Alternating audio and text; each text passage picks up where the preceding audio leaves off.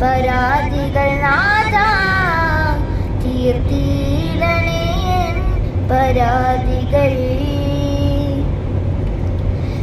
സത്യദീനിൻ വഴിയിൽ നിന്നകന്നു പോയി ഞാൻ, മിഥ്യമായ ചിന്തകൾ നിറച്ചു കൂട്ടി ഞാൻ.